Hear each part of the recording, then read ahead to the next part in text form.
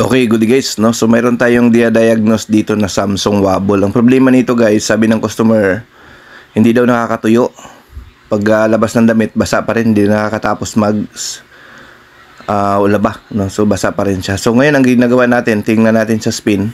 Tingnan natin kung malakas yung ikot ng drum during spin para malaman natin kung anong problema, no?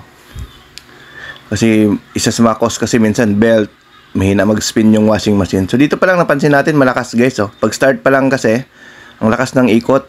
So ibig sabihin okay yung belt nito, okay yung capacitor kasi nga ang lakas ng ikot niya kapag pag start pa lang, no. So kahit walang laman yan guys, mapansin mo yan yung pag start niya pa lang ng ikot, malakas yung ano niya, no, yung parang boilo niya.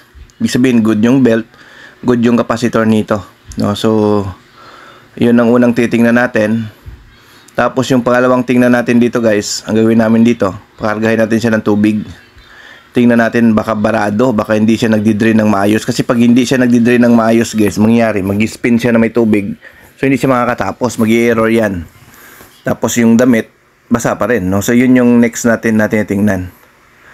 So pakargahin muna natin siya ng tubig guys, tapos titingnan natin kung mag-drain ng maayos, kung buo yung ilalabas na tubig, no. So padamihin lang muna natin guys yung tubig sa loob, no, bago natin i-drain para ma-identify natin kung anong problema. Ayan. So sa mga gusto magpa-service, no, mag-message lang kayo sa aming Facebook page sa Norcia Repair Shop. So gusto naman ng tutorial, nasa YouTube channel po natin, Norcia TV, yung mga tutorial. So ito guys, papadrain natin. So napansin namin guys, ayan, buo naman to, no. So wala pa, hindi pa nag-drain, no. So yung mga natira pa lang pala ito, no. So antayin natin guys, no, mag-drain. So hindi pa naman natin pina-drain, no. So nagkakarga pa ng tubig. So tingnan lang natin baka nag-auto drain. So wala naman pala, no. Yung mga tirang tubig lang yung lumabas. So may konti, papadrain natin. Padagdagan lang natin ng tubig, no.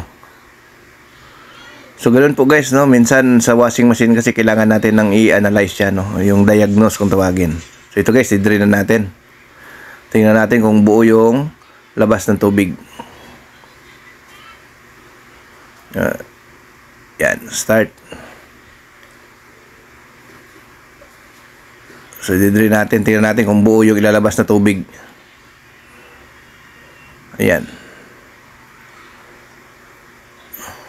So yan guys, buong buo. So ibig sabihin guys, ang problema nito, suspension rod malambot na. Kaya po balik-balik siya sa paglalaba, no. So yun po ang naging problema ng washing machine na ito, kung bakit hindi siya nakapagtuyo, no, yung kanyang suspension rod. So rod, no. So malamang ang problem nito kapag nag-spin, maalog din, buwabalik karga. Tapos yun, hindi nakakatapos. So yun, papalitan namin to guys ng suspension rods. Okay, thank you. Bye-bye.